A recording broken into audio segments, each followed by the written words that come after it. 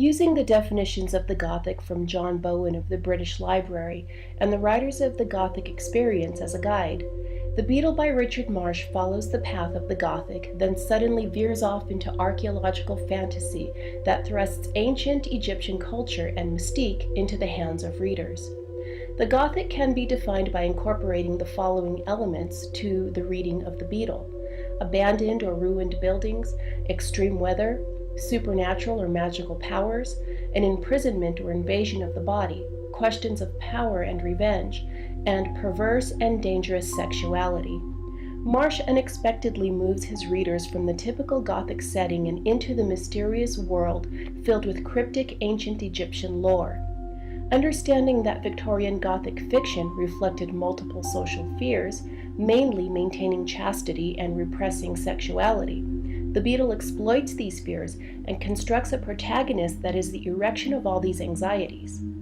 The Beetle then drifts into archaeological fantasy, which can be defined as uncovering historical mysteries by testimony and narration based on artifacts left at the scene.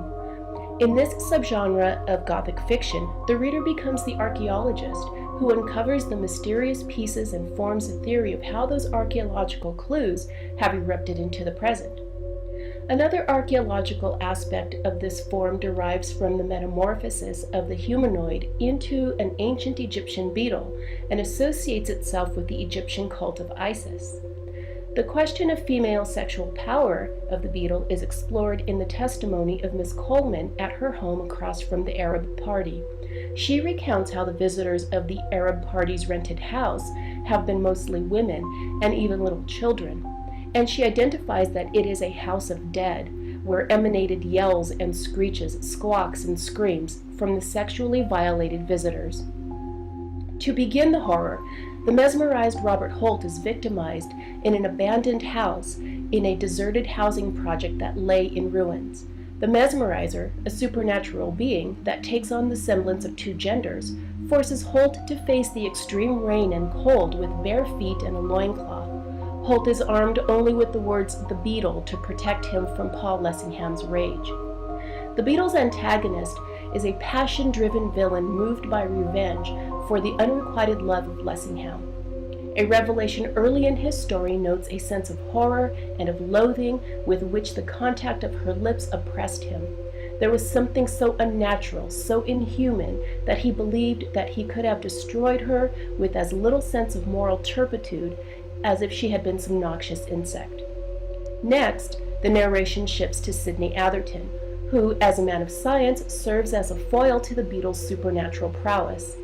Atherton is witness to the metamorphosis of the beetle from a being with a withered visage of an old man to the body of a young woman and finally to an Egyptian scarab. What follows is Marjorie Linden's narrative perspective, which reveals an invasion from the supernatural beetle making its way up her legs, across her face, and on her hair. Although Marsh portrays Linden as a strong female character, this heroine lands in a situation that causes a need for her rescue. At last, the story is narrated by Augustus Champnell, who retells Lessingham's account of abduction and sexual assault by the gender-ambiguous beetle. Lessingham reveals the absolute terror of having witnessed the ritualistic orgies and sacrifices of young European women. Champnell never directly encounters the beetle, but is responsible for making sense of the remnants of its presence. All the victims of the Arab beetle have been impotent to help themselves once they have been mesmerized by the perverse power of the beetle. And as the reader attempts to piece together the remnants of the creature, partially burnt rags, fragments of silk and linen, that are animal rather than vegetable, Champnell reports to us that this was a creature born neither of God nor man, leaving us with an elusive solution to the mystery of this piece of archaeological Gothic fiction.